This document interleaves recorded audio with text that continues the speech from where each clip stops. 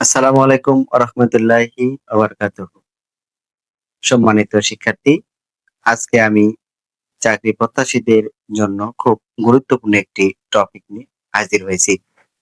আজকে আমি আলোচনা করব বিভিন্ন চাকরি পরীক্ষায় আসে এরকম যে ইউনেস্কো এর সদর দপ্তর কোথায়, অথবা IMF এর সদর দপ্তর কোথায়, অথবা IBRD এর সদর দপ্তর কোথায়, অথবা থাকে যে OECD এর সদর দপ্তর কোথায়, এটসেট্রা। এইরকম বিভিন্ন প্রশ্ন তুলে দিয়ে এখানে হয়তোবা 4টা অপশন দেয়। যেমন এখানে দেয় জেনেভা, এখানে দেয় হচ্ছে ওয়াশিংটন, অথবা এখানে দেয় হচ্ছে নিউ ইয়র্ক, অথবা এখানে দেয় লন্ডন।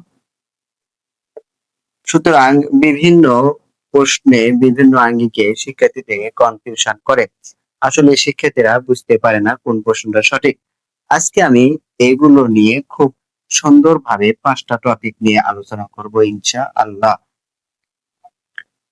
1 নম্বর হলো যে যদি 1 নম্বর রুলস, যদি কোনো শব্দের শুরুতে যদি কোনো শব্দের শুরুতে যদি কোনো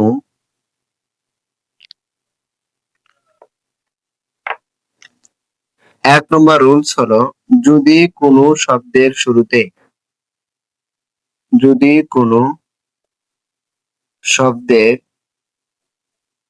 শুরুতে ডাব্লিউ থাকে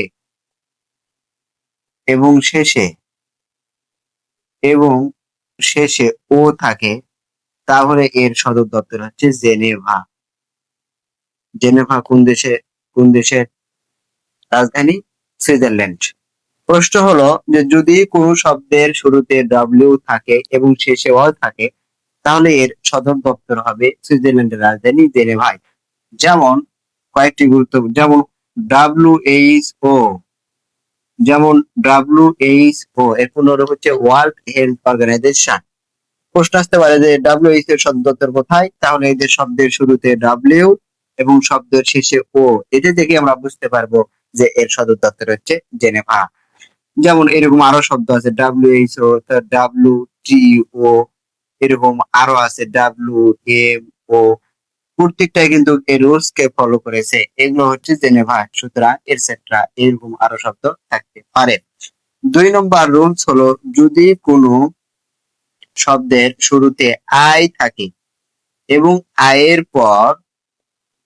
আয়ের পর এ অথবা বি অথবা সি অথবা ডি অথবা ই বাদে এফ থাকে, তাহলে তার সদর দপ্তর হয় Washington.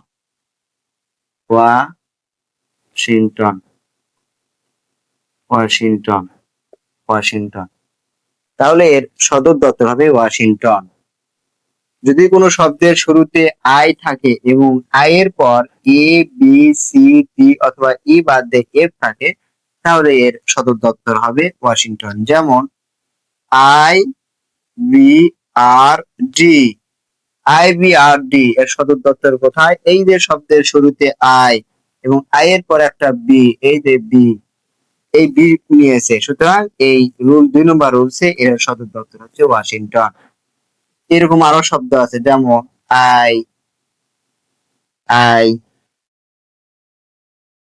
B,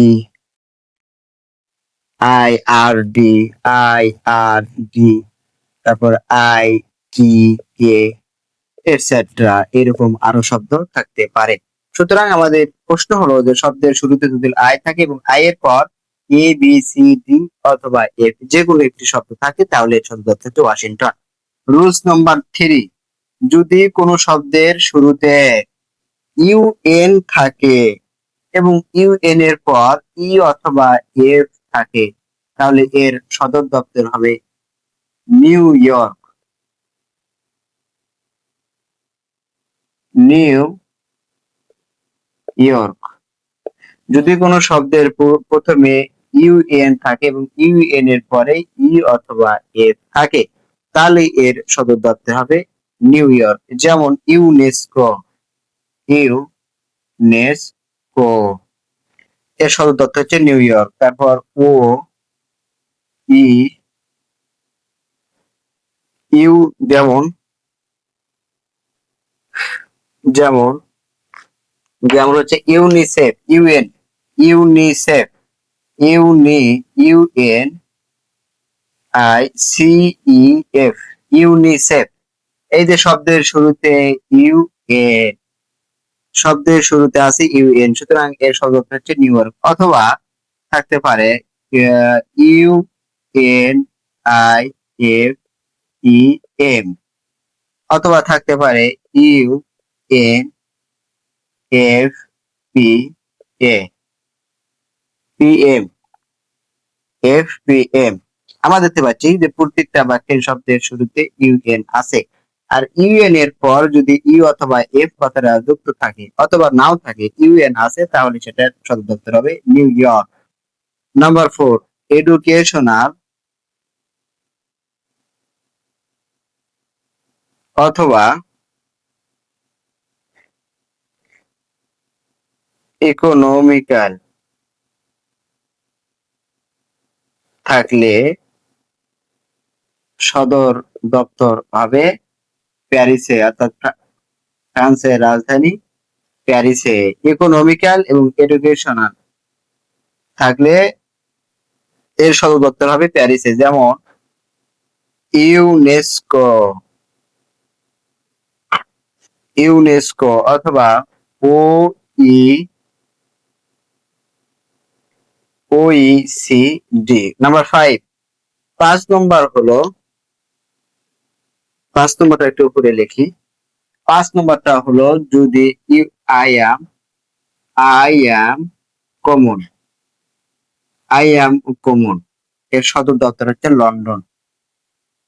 I am common, I am common, এটা একটু ম্যাজিকের মতো যে আই অ্যাম কমন, এটা সদর দপ্তর কেমন করে লন্ডন হয়। আই বলতে এখানে বোঝাচ্ছে I am F, international monetary fund. IMF এর পূর্ণরূপ হচ্ছে international monetary fund. IMF IMF এর সদর দপ্তর হচ্ছে লন্ডন। আর এম তে বোঝাচ্ছে amnesty international, amnesty international, amnesty international এর সদর দপ্তর হচ্ছে লন্ডন। আর কমন বলতে এখানে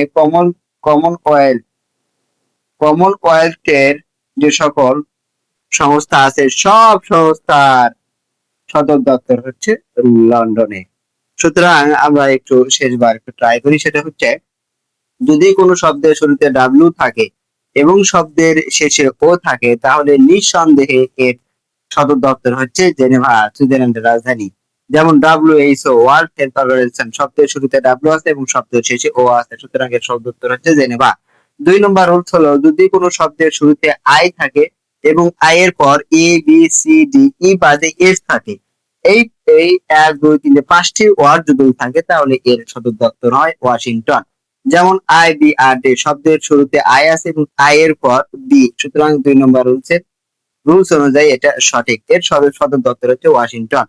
3 নম্বর রুলস হলো যদি কোনো শব্দের শুরুতে ইউএন থাকে এবং ইউএন এর পরে ই অথবা এফ এই কথাটি যুক্ত থাকে, তাহলে নিঃসন্দেহে এটার সদর দপ্তর হচ্ছে নিউ ইয়র্ক। যেমন ইউনিসেফ, ইউনিফেম, UNFPF, এগুলো সব সদর দপ্তর হচ্ছে নিউ ইয়র্ক। 4 নম্বর রুলস হচ্ছে এডুকেশনাল অথবা ইকোনমিক্যাল থাকলে তার সদর দপ্তর হচ্ছে প্যারিস। যেমন ইউনেস্কো, এই প্রশ্নটা ভেরি ইম্পর্টেন্ট। ইউনেস্কো দেওয়া থাকে যে ইউনেস্কোর সদর দপ্তর কোথায়, তাহলে হবে প্যারিসে, জমকালো শহর প্যারিস, ফ্রান্সের রাজধানী। 5 নম্বর হচ্ছে আই এম কমন, এর সদর দপ্তর হচ্ছে লন্ডন। লন্ডন কোথাকার রাজধানী? যুক্তরাজ্য। আই এম কমন, আই বলতে বোঝাচ্ছে IMF, IMF পূর্ণরূপ হচ্ছে ইন্টারন্যাশনাল মনিটারি ফান্ড। এই IMF এর সদর দপ্তর হচ্ছে লন্ডন। আর এখানে এম বলতে বোঝানো হচ্ছে অ্যামনেস্টি ইন্টারন্যাশনাল, অ্যামনেস্টি ইন্টারন্যাশনাল এর সদর দপ্তর হচ্ছে লন্ডন। আর 3 নম্বর হচ্ছে কমন, এই কমন বলতে বোঝানো হচ্ছে কমনওয়েলথের যতগুলো অঙ্গ সংস্থার আছে সবগুলোর সদর দপ্তর হচ্ছে লন্ডন।